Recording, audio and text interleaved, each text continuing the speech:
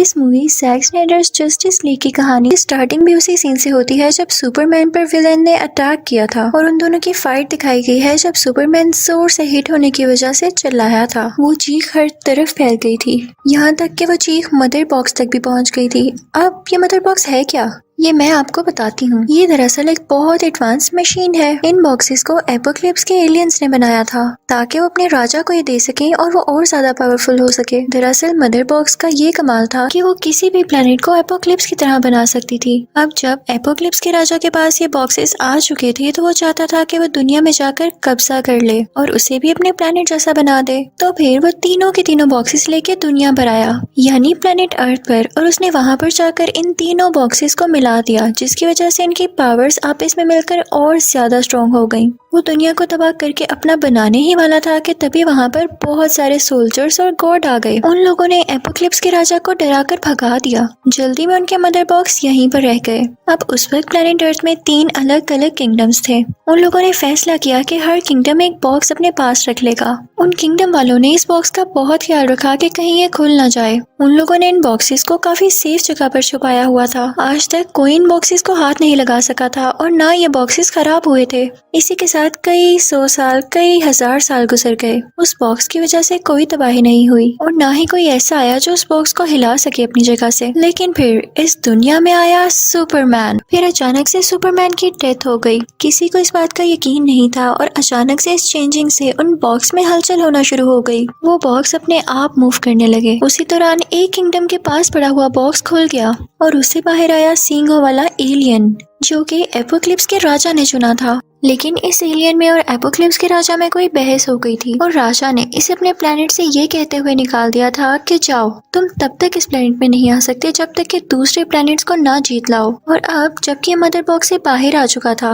तो ये अपने प्लेनेट वापस जाने के लिए और अपनी सजा खत्म करने के लिए इस दुनिया को कनकर यानी जीतना चाहता था। उसने उस किंगडम के लोगों से लड़ना शुरू कर दिया और उन पर बहुत बुरी तरह अटैक करता रहा, जिससे आखिरकार वो किंगडम वाले हार गए और ये अपना मदर बॉक्स उठाकर वहाँ से चल पड़ा। अब ये तलाश में था दूसरे मदर बॉक्स के। अगर इसको दूसरा और तीसरा मदर बॉक्स मिल जाता तो ये तीनों बॉक्सेस को मिलाकर इस दुनिया को जीत लेता और फिर इस दुनिया को अपने प्लेनेट एपोक्लिप्स की तरह बना देता ताकि उसका राजा इससे खुश होकर इसे वापस अपने साथ रख ले और ये दोबारा से और ज्यादा स्ट्रॉन्ग फील कर सके। ये तो बस मतलब ही था, अपने मतलब के लिए दुनिया को तबाह करना चाहता था। लेकिन जिस किंगडम से उसने पहला मदर बॉक्स लिया था वहाँ की रानी अभी भी जिंदा थी और वो अपनी बेटी, जो कि वंडर वुमन होती है, उससे कहती है कि तुम्हें बहुत एहतियात करनी होगी। उसकी बेटी समझ नहीं पा रही थी कि मेरी माँ मुझे ऐसे क्यों कह रही है। वो इस बात का पता लगाने के लिए अपने किंगडम के टेम्पल्स और कई और जगह जाती है, जहाँ पर उसे फाइनली एपोक्लिप्स के राजा और उन मदर बॉक्स के बारे में पता चलता है। और वो समझ चुकी थी अपनी माँ की बात कि वो मुझे इसलिए अपना ख्याल रखने को कह रही हैं कि जल्दी जंग शुरू होने वाली है। जैसे ही उस एलियन को बाकी बॉक्सेस मिल गए तो वो बाकी दुनिया को भी तबाह कर देगा।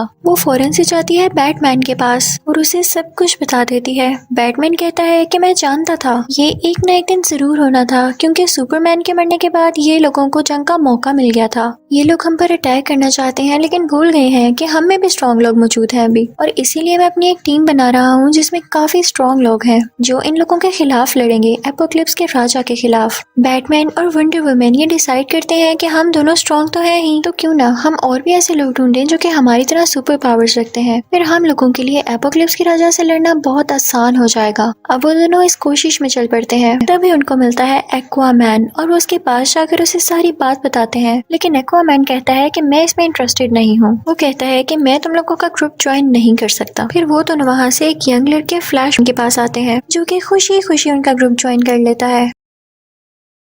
अब वंडर वुमन जाती है एक और सुपर हीरो साइबोर्ग के पास, लेकिन वो भी कहता है कि मैं बहुत बिजी हूँ, मेरे पास इन कामों के लिए टाइम नहीं है, खुद ही इसको हैंडल कर लो। अब दूसरी तरफ हम एपोक्लिप्स के एलियन को तबाही मचाते हुए देखते हैं उसी दूसरे मदर बॉक्स की तलाश में। अब वो वहाँ पर पहुंच चुका था जहाँ पर एक्वामैन भी था और वो दूसरा किंगडम जिसके पास वो दूसरा मदर बॉक्स था। वो उसको हासिल करने के लिए बहुत कुछ करता है लेकिन एक्वामैन उसे रोक रहा होता है। अब एपोक्लिप्स का एलियन क्योंकि बहुत स्ट्रॉन्ग और खौफनाक था तो वो एक्वामैन को हरा देता है और वो मदर बॉक्स अपने साथ ले जाता है। वो एलियन फिर जाकर उन दोनों बॉक्सेस को पास पास रखता है और उसे एक मैसेज रिसीव होता है कि इस दुनिया के लोगों को अपना गुलाम बनाया जा सकता है, इनसे अपने काम करवाए जा सकते हैं, लेकिन कैसे, ये सिर्फ वही लोग जान सकते हैं जिनके पास सुपर पावर्स हैं। वो एलियन इस बात को लेके काफी एक्साइटेड था। वो ये सब जाकर अपने राजा यानी एपोक्लिप्स के राजा को बताता है। तो वो उस एलियन से कहता है कि 2 बॉक्सेस तो तुम पहले ही हासिल कर चुके हो, और अगर अब तुम तीसरा बॉक्स भी ढूंढकर इन तीनों को आपस में मिला दो और दुनिया को जीत लो तो तुम मेरा दिल भी जीत लोगे।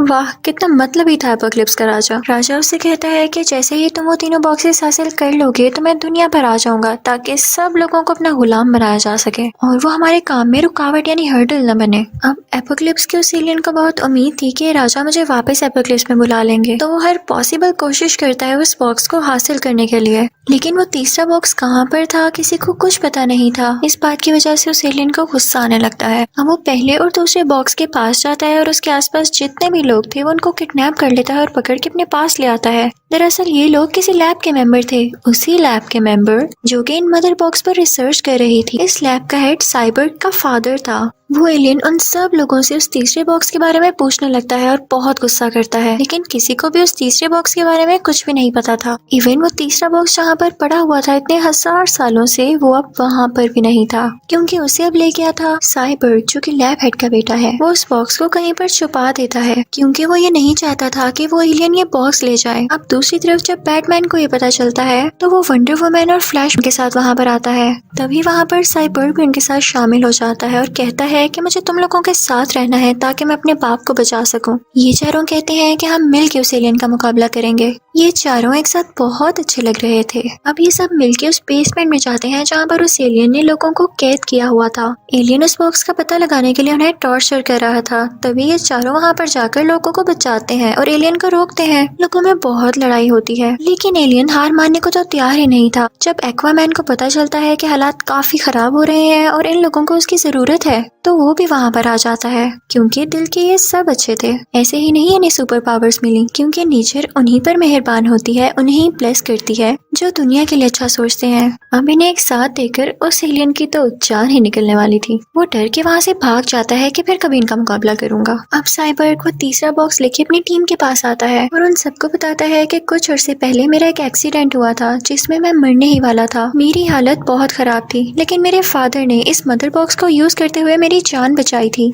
उसकी ये बात सुनते ही बाकी लोगों के दिमाग में क्लिक होता है कि अगर इसे मरते मरते बचाया गया था तो इस बॉक्स को यूज करते हुए सुपरमैन को भी तो जिंदा किया जा सकता है। वो सब जानते थे कि सुपरमैन से ज्यादा स्ट्रॉन्ग कोई और नहीं है, और अगर वो इनकी टीम में आ गया तो ये लोग आसानी से एपोक्लिप्स के राजा और एलियन को हरा सकेंगे। अब वो सब एक प्लान बनाते हैं जिसे सुपरमैन को उन लोगों ने जिंदा करना था। वो वहाँ पर जाते हैं जहाँ पर वो दफन था, यानी उसकी ग्रेव थी, जहाँ पर वो उसे बाहर निकालते हैं। वो सब उसकी बॉडी को लेकर एक शिप में जाते हैं। वो उसकी बॉडी को भी वहाँ पर रख देते हैं और फिर उसके ऊपर लाते हैं वो मदर बॉक्स, ताकि उस मदर बॉक्स की और क्रिप्टन स्पेसशिप की एनर्जी से सुपरमैन को जिंदा किया जा सके। लेकिन मसला ये था कि वो मदर बॉक्स एक्टिवेट ही नहीं था। उसे यूज करने के लिए भी कुछ एनर्जी चाहिए थी ताकि उसे एक्टिवेट किया जा सके। फ्लैश उन लोगों से कहता है कि मैं इस मामले में तुम लोगों की हेल्प कर सकता हूँ, मदद कर सकता हूँ। वो कहता है कि मैं जब भी अपनी एनर्जी यूज करता हूँ तो मेरे आसपास इलेक्ट्रिकल वेव्स बनने लगती हैं जो कि एक एनर्जी ही है। वो कहता है कि मैं मदर बॉक्स के पास जाके उसे एक्टिवेट कर सकता हूँ। लेकिन वो जब ये करने वाला होता है तो स्पेसशिप उसे वार्न करती है कि ऐसा नहीं करो, ये खतरे वाला काम हो सकता है। साइबर्ग इस बात को लेकर काफी परेशान हो जाता है और उस स्पेसशिप पर हाथ रखता है, जिसकी वजह से उसे फ्यूचर के कुछ विजन्स आने लगते हैं। वो देखता है कि एपोक्लिप्स का राजा इस दुनिया में आ चुका है और वो सब लोगों को मार रहा है। इसके साथ साथ उसने सब सुपर हीरोज को भी जान से मार डाला है, लेकिन उसने सुपरमैन को नहीं मारा था। उसने उस राज का पता लगा के सुपरमैन को अपना गुलाम बना लिया था ताकि उसके अंडर काम करे। फिर सुपरमैन और उस राजा ने मिलकर इस प्लेनेट अर्थ को एपोक्लिप्स की तरह ही बना दिया था और बाकी सब कुछ तबाह हो गया था। जब साइबर्ग ये सब कुछ देखता है तो उसे अपनी आंखों पर यकीन नहीं आता कि उसने क्या देख लिया है। वो जोर से चिल्लाता है कि ऐसा नहीं करना, नो। फ्लैश को लगता है कि उसने कहा है कि डू यानी करो, तो वो अपना काम करने के लिए आगे बढ़ता है। जैसे ही उस मदर बॉक्स के पास जाके अपनी एनर्जी निकालता है तो एक्टिवेट हो जाता है। अब स्पेसशिप की एनर्जी और वो एनर्जी मिलकर सुपरमैन को जिंदा कर देते हैं। वो इस दुनिया में जिंदा होकर आ तो गया था, लेकिन उसे अपने पास्ट का कोई भी वाकया याद नहीं था। उसे कुछ भी याद नहीं आ रहा था। वो भी चीजों पर पर गौर कर ही रहा होता है कि उसके सामने साइबर्ग आ जाता है। साइबर्ग में चूंकि कुछ मशीनरी थी तो वो उसे खतरा समझ के उस पर शूट कर देती है ऑटोमेटिकली ही। सुपरमैन को बेशक कुछ याद नहीं था, लेकिन उसमें वो पावर अभी भी थी जब वो आंखों से अपनी लेजर निकाल सकता था। वो वही लेजर यूज करते हुए साइबर्ग पर अटैक करने लगता है। वो बाकी सब सुपर हीरोज पर भी अटैक करने लगता है और सब उसे रोकने लगते हैं, लेकिन वो इतना ज्यादा पावरफुल था कि कोई भी उसे रोक नहीं पा रहा था। तभी उसके सामने वो न्यूज रिपोर्टर आ जाती है जिसे वो शुरू में पसंद किया करता था, उससे प्यार किया करता था। वो जैसे ही उसे देखता है उसे सब कुछ आहिस्ता आहिस्ता याद आने लगता है और फिर वो लोग अपने घर आ जाते हैं जहाँ पर उसे सब कुछ याद आ जाता है कि वो असल में है क्या। अब दूसरी तरफ हम देखते हैं कि क्योंकि तीसरा मदर बॉक्स अब एक्टिवेट हो चुका था तो उसकी वेव्स एपोक्लिप्स के एलियन तक भी जा रही थी, जिसकी वजह से उसे पता चल जाता है कि ये है कहाँ पर, और वो वहाँ पर आ जाता है। दुनिया को तबाह होने से बचाने के लिए उस लैब का हेड इस बॉक्स को उठा के अपनी लैब में ले आता है। वो उस पर लेजर शूट करने लगता है, लेकिन उसकी वजह से उनकी अपनी ही डेथ हो जाती है। और तभी वहाँ पर आता है एपोक्लिप्स का एलियन और उस आखिरी बॉक्स को भी अपने साथ ले जाता है, जहाँ पर उस एलियन ने वो 2 मदर बॉक्स रखे हुए थे। उसने वहाँ पर एक शील्ड बनाई हुई थी जिसके अंदर कोई भी नहीं जा सकता था और इसीलिए साइबर्ग पे उन बॉक्सेस को ढूंढ नहीं पा रहा था, लोकेट नहीं कर पा रहा था। अब क्योंकि वो तीसरा बॉक्स इतना ज्यादा गर्म हो चुका था कि उसे ये लोग थर्मल मैप पर डिटेक्ट कर पा रहे थे, यानी इतनी हीट निकल रही थी उसमें से। सुपरमैन सोचता है कि मरते हुए उसका पुराना सूट तो तबाह हो चुका था, तो वो अब की बार अपने ड्रेस के लिए ब्लू की जगह ब्लैक कलर चूज करता है। दूसरी तरफ हम देखते हैं कि बाकी के सुपर हीरोज उस जगह पर पहुंच चुके थे जहाँ पर वो बॉक्स था और वो एलियन भी आ चुका था। सब लोग उस एलियन को ऐसा करने से रोकने लगते हैं और उसकी आर्मी पर अटैक करने लगते हैं। साइबर्ग उस एलियन को रोक रहा होता है कि कहीं वो तीनों बॉक्स को आपस में मिला न दे, लेकिन साइबर्ग यहाँ पर खुद को वीक महसूस करने लगता है क्योंकि उस एलियन से लड़ते लड़ते उसकी पावर कम रह गई थी। यहाँ पर फ्लैश तेजी से पूरे शहर में उड़ने लगता है ताकि वो चार्ज हो सके और अपनी पावर साइबर्ग को दे सके, लेकिन इसी दौरान ही उस पर एक डीमन अटैक कर देता है जिससे फ्लैशमैन की एनर्जी सारी की सारी वेस्ट हो जाती है और साइबर्ग को भी एनर्जी नहीं मिल पाती, जिसकी वजह से वो भी वीक ही रह जाता है। अब यहाँ पर तीनों मदर बॉक्स एक हो चुके थे, एक साथ मिल चुके थे, लेकिन तभी वहाँ पर सुपरमैन भी आ जाता है जो उस एलियन से काफी लड़ता है और उसे नीचे गिरा देता है, उसे काफी जख्मी कर देता है। लेकिन अब मदर बॉक्स मिलने की वजह से वहाँ पर बहुत बड़ा ब्लास्ट होता है और सारे के सारे सुपर हीरोज उसमें मारे जाते हैं। हमें बहुत दूर फ्लैश दिखाया जाता है, जहाँ पर धमाका हुआ था वो उस जगह से काफी दूर था क्योंकि वो शहर के दूसरी तरफ था। वो अभी भी जिंदा था और वो इतनी तेज स्पीड से उस जगह की तरफ बढ़ने लगता है, भागने लगता है। उसकी इलेक्ट्रिकल वेव्स की वजह से वो धमाका रिवर्स होने लगता है, टाइम पीछे की तरफ जाने लगता है। जैसे जैसे वो आगे बढ़ रहा था धमाका रिवर्स हो रहा था, जिसकी वजह से वो सब सुपर हीरोज वापस से जिंदा होने लगते हैं। और अब वो पहुंच जाता है सीधा साइबर्ग के पास, जहाँ पर उसने उन मदर बॉक्स को रोकने की कोशिश की थी। वो जाकर साइबर्ग को फौरन से अपनी पावर दे देता है और वो स्ट्रॉन्ग फील करने लगता है। साइबर्ग उन तीनों मदर बॉक्स को अलहदा कर देता है। सुपरमैन भी वहाँ पर आ जाता है और अपनी पावर से फाइनली उन तीनों बॉक्सेस को अलहदा कर देता है। लेकिन जब पहले ये तीनों मदर बॉक्स आपस में मिल रहे थे तभी वहाँ पर एक रास्ता खुल गया था, जिसकी मदद से एपोक्लिप्स का राजा इस दुनिया में आने वाला था, क्योंकि उसे लग रहा था कि अब सब कुछ उसके हाथ में आने वाला है। वो लोग इस बात का फायदा उठाते हैं और सुपरमैन उस एलियन को जोरदार पंच मार के उस रास्ते के जरिए उसके अपने प्लेनेट में वापस भेज देता है। इसी दौरान वंडर वुमन उस एलियन का सर काट देती है और उसकी डेड बॉडी एपोक्लिप्स के राजा के सामने जाकर गिरती है। इसी के साथ ही वो पोर्टल यानी वो रास्ता फौरन से अपने आप बंद हो जाता है। इस बात की वजह से एपोक्लिप्स के राजा को बहुत गुस्सा आता है क्योंकि उसका प्लान अब फेल हो चुका था और वो दुनिया में नहीं आ सकता था क्योंकि मदर बॉक्स डिस्ट्रॉय हो चुके थे। तो सारे के सारे सुपर हीरोज काफी खुश थे कि उन्होंने उसको डिफीट कर दिया था, उस राजा को और एलियन को हरा दिया था। सबसे बड़ी बात, उन्होंने दुनिया को बचा लिया था। बैटमैन सोचता है कि अगर कभी दोबारा उस एलियन ने, जो कि राजा दोबारा भी बना सकता है, हम पर अटैक करने की कोशिश की तो हमें तैयार रहना चाहिए। वो उसके लिए एक जगह देखता है जहाँ पर रहकर वो लोग ट्रेनिंग करने वाले थे। फिर हम देखते हैं कि इस काम को रोकने के लिए बैटमैन का एक दुश्मन एक आदमी से बात करता है कि तुम्हें बैटमैन को खत्म करना होगा, इस रास्ते से हटाना होगा।